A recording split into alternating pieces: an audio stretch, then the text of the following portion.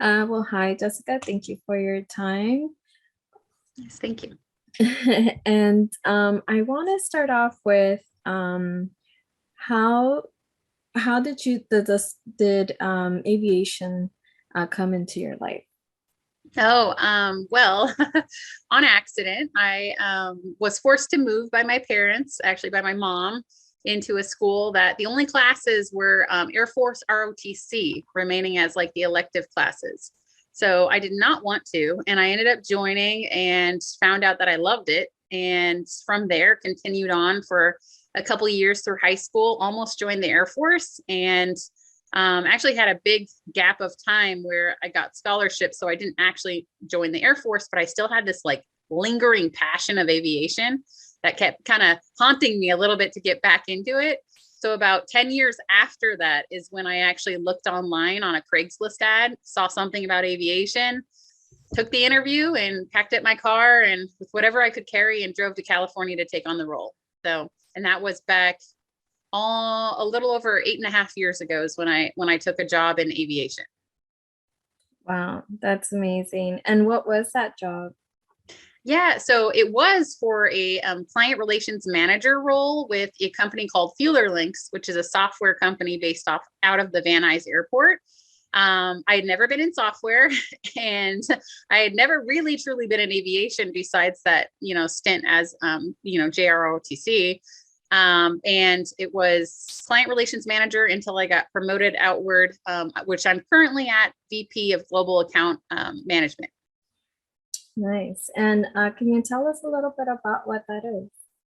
Sure. So I oversee, or I'm part of the process of overseeing about 300 different flight departments in the business aviation, sector. So I work with a lot of Part 91 or corporate flight departments, as well as 135 flight departments that are like the charter organizations, such as like the Wheels Up entities and, the Solaris and all those big guys that are out there.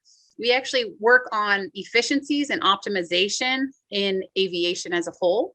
So one of those things ended up being sustainability in aviation and working through different processes of fuel procurement, but also adding in the SAF element in addition to the hurdles that you come across when building upon, something so intense and different in aviation as we speak today. Yeah. And tell me a little bit more about the sustainability. How does that work? How are we benefiting from that? Yeah, sure. So with the company FuelerLinx, what we're able to do for all of these operators, which is around 3,000 different not flight departments, 300 different flight departments, about 3,000 tails, so about 3,000 airplanes, utilize our software for different reasons, either efficiencies and sustaining their processes of paying for their fuel. Fuel is one of the number one costs in aviation as a whole. And then adding in that additional element of SAF, since that's where our industry is ultimately going toward, is SAF, eVTOL, and everything that helps sustain aviation even further. So our system connects each one of these flight departments with resources and software kind of efficiencies, I guess I would say, in order for them to be able to get to that next level sooner and with a resource that they can lean on. So that's kind of the nutshell version. Awesome, awesome. That's incredible. Okay, so I guess a fun fact question here. What has been your favorite job you've held so far in aviation? Well, if you include my volunteer roles in addition to this, I would say working as the volunteering as the National Business Aviation Association's Young Professional Chairperson. I absolutely love that role. I was in it for a couple years of their, the term periods that you get. But I started with the Young Professionals Organization as soon as it started. I was recruited into it, knowing that women in aviation, and specifically young women, is so diverse when you come into business aviation or commercial aviation. You don't see a lot of us. Yeah.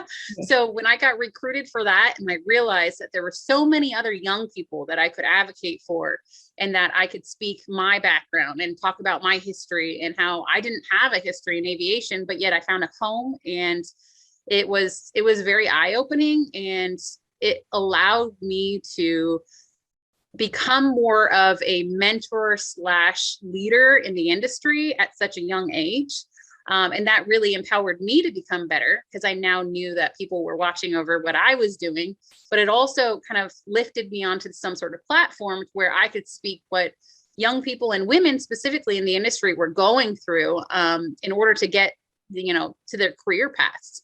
So that's been really empowering for me. And I really, truly enjoyed that role, along with my work with FuelerLinx. Yes, awesome. And what would you say that are one of the challenges or a couple of the challenges that women face getting involved in aviation or being a I part think, of mhm. it? Yeah, I think it's just that the fact that you don't know what you can do before you know it. Like it's Mhm. kind of like a catch 22, because when I was in school, I thought being a pilot would be cool, but I didn't actually think I was allowed. I don't know why. I know that sounds ridiculous, but ever since I was young, all the way through until I have my role with FuelerLinx, even on, if I'm traveling and I'm on the airplane and somebody asks me what I do, I say aviation, and they're like, "Oh, are you a flight attendant?" And no disrespect at all, because there are so many brilliant, amazing flight attendants that nobody gives them enough credit for what they actually do. But when you get placed in a specific box of what you should be doing versus what the potential is, you as society begin to think that that's all that you can do. So the fact that even today people get confused or get surprised, I would say, when I say that I'm a pilot in training. So I'm a student pilot right now, and I'm getting close to soloing with a 172, which doesn't seem like a huge hurdle for a lot of people that are amazing, brilliant commercial and business aviation pilots to this day. But for me, it was such a hurdle, in order for me to just believe in myself Mhm. and kind of break past those boundaries of what I thought I was able to do versus what I know that I can do. I just got to keep moving forward.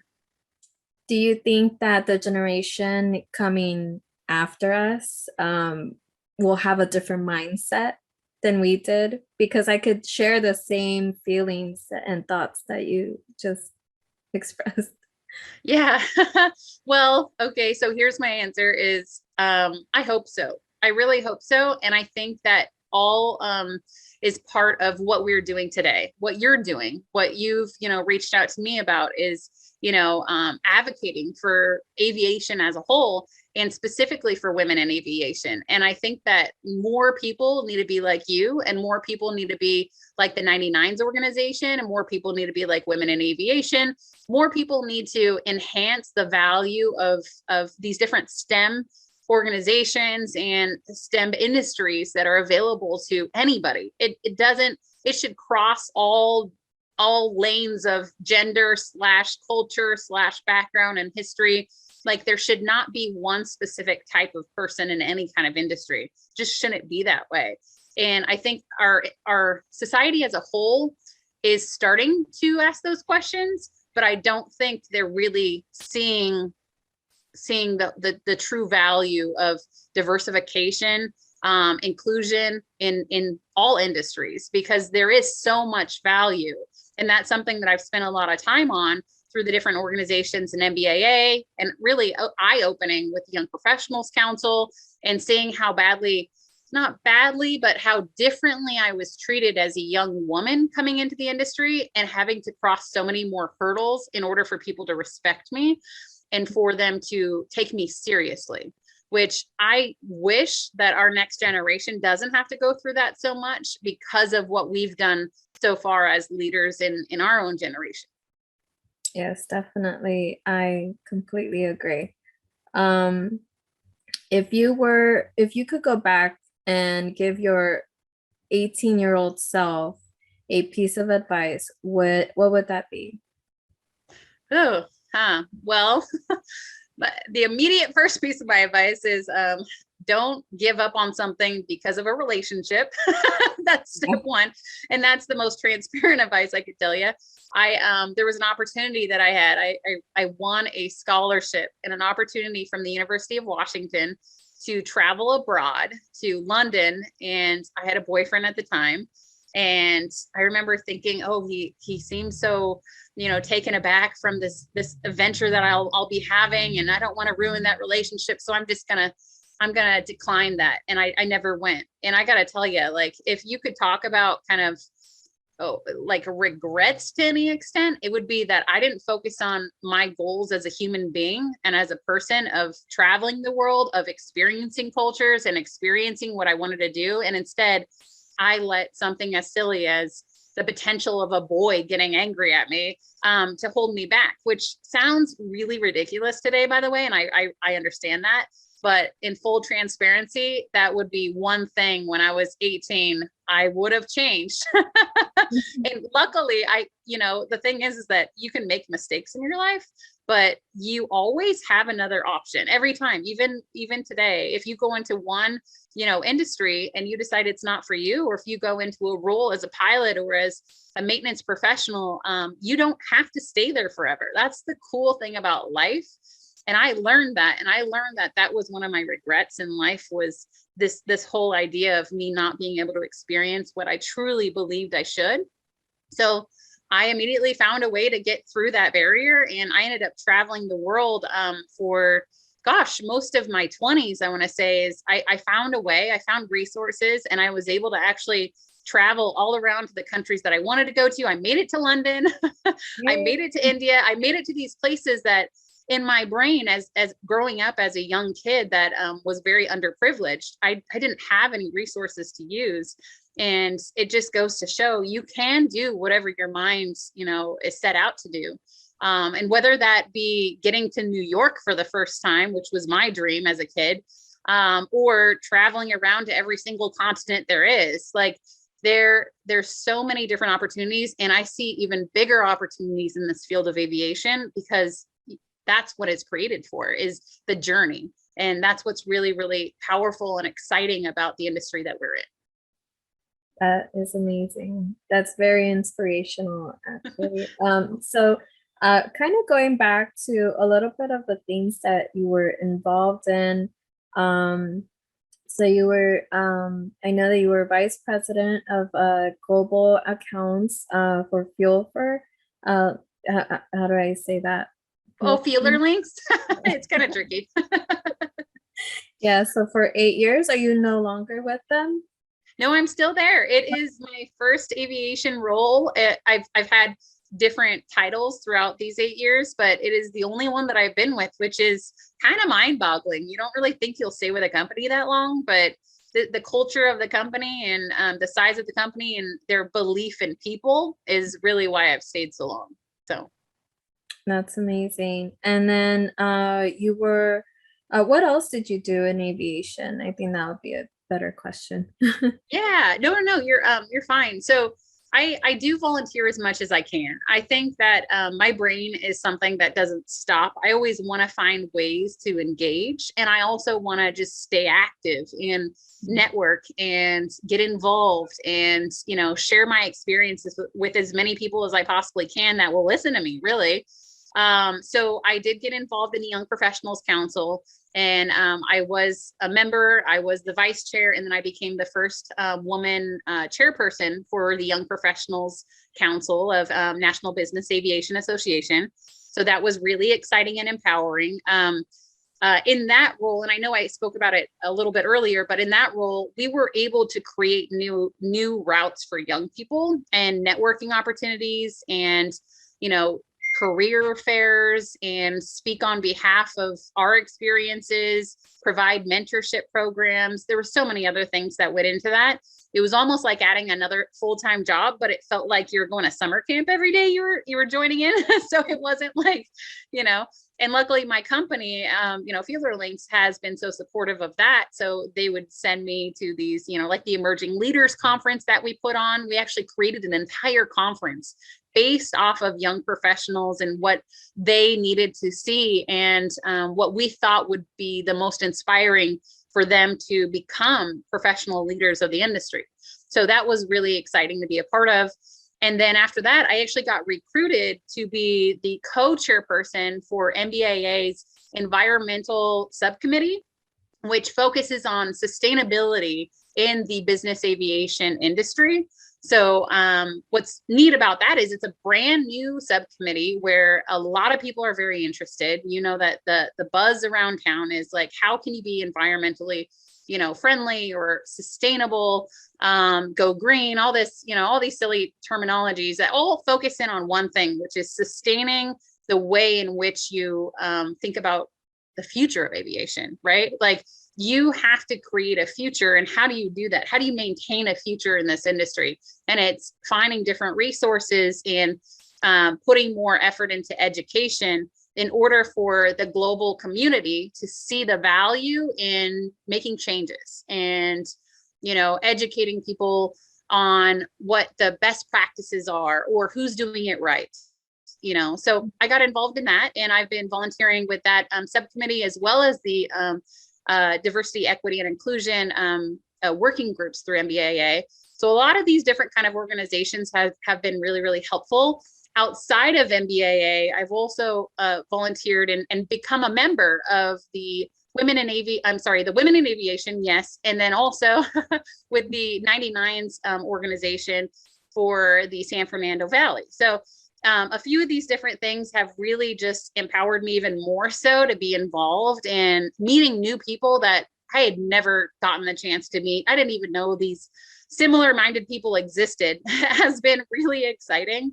And most recently I got by my company, actually, they put me into a flying club, which is predominantly men, by the way. So I am my guess is one of 5, maybe 10 people out of 65 members of that flying club. And I was put in a leadership role as their membership committee chairperson, which is basically the person that oversees every single applicant that comes into the club and goes through the vetting and interview process. So in a club that's diverse, I don't know, that where they're not really super diverse, and they're actually empowering me as a female pilot to be in charge of their membership entry and guidance and education.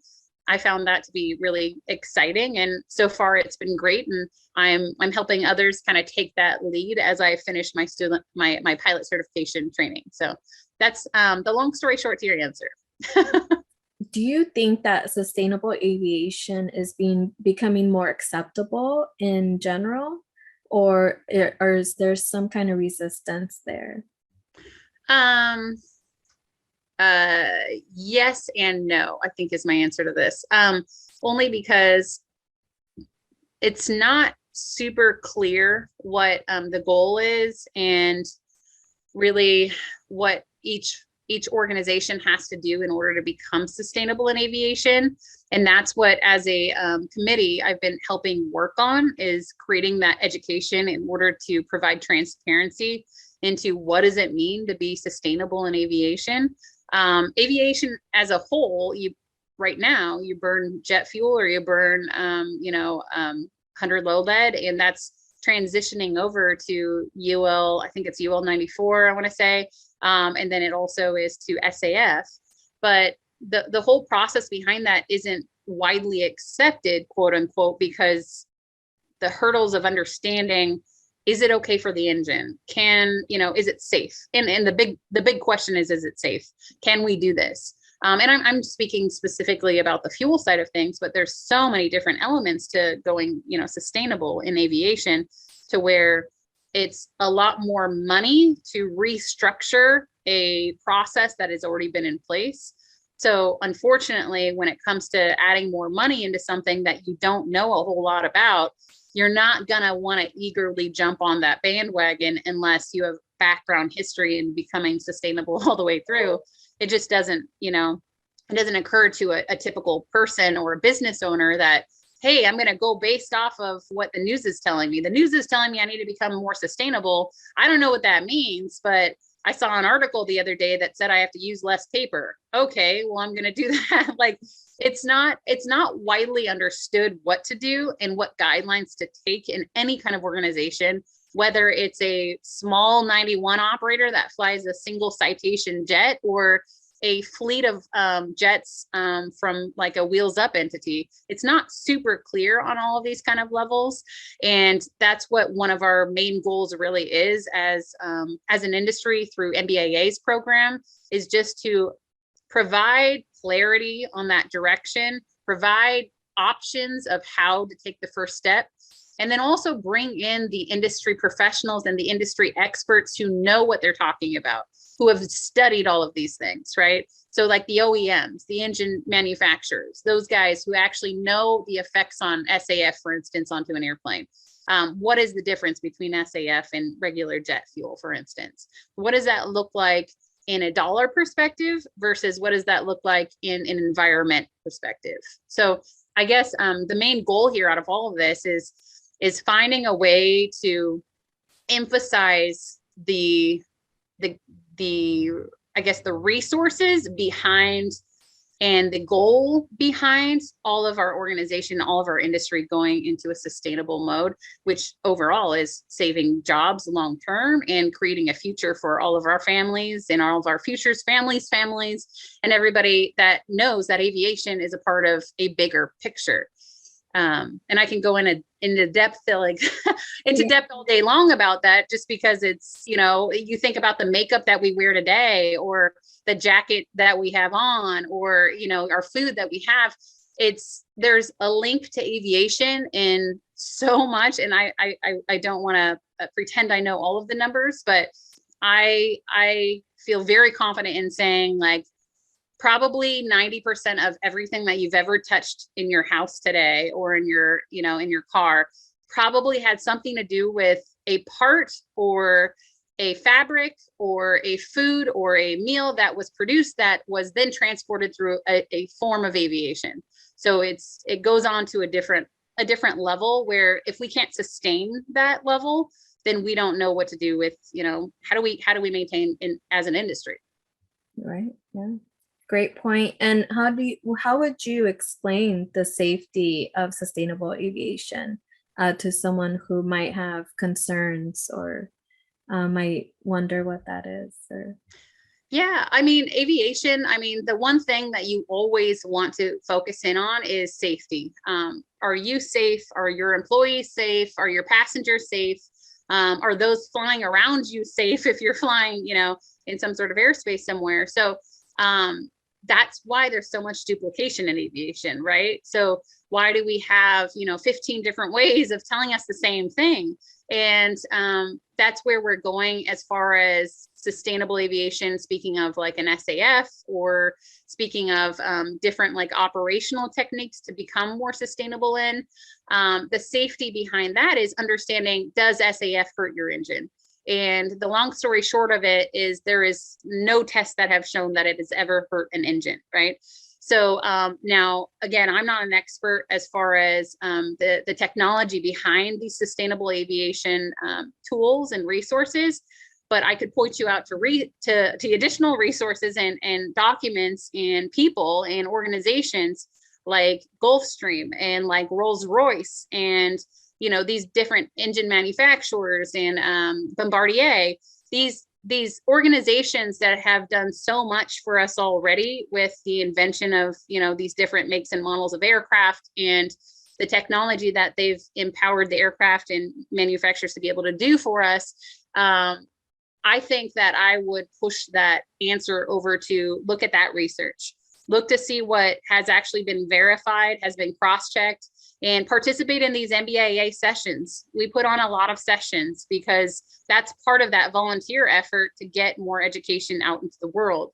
And if you ever have questions, like there's typically somebody either in the organization of NBAA that you can reach out to, or somebody that is, a brand name, like what I mentioned earlier, Gulfstream. Everybody probably knows what Gulfstream is, even if you've heard it on a rap song. So like, don't hesitate to to reach out to a common term or a common company or an organization and ask those questions, because you're not going to get the correct answer from somebody up the road. You're going to get the correct answer from the person that's tested, tried it, made sure that it's verified. Okay, so the last question here is, where can our audience find more about you, or your businesses, with sustainable aviation? Sure. So I guess there's a couple different places. I'm on LinkedIn. I don't do social media really, but LinkedIn is my platform that I really promote different sustainable aviation tools on there. I speak on behalf of the MBAA on there, as well as my involvement with FuelerLinx. So that's a great place to find me on there through just searching my full name. And then through the FuelerLinx website is another way. We have a portion on there dedicated to sustainable aviation fuels. So it just shows kind of a very quick and easy description breakdown of key terminology, shows a map of where SAF, sustainable aviation fuel, can be found. And that's just through the word FuelerLinx.com. So those are the two probably prominent areas. And I'm sure if you Google me with the word aviation, you'll find a whole bunch of other stuff I don't even know about. All right. Awesome. Well, thank you so much.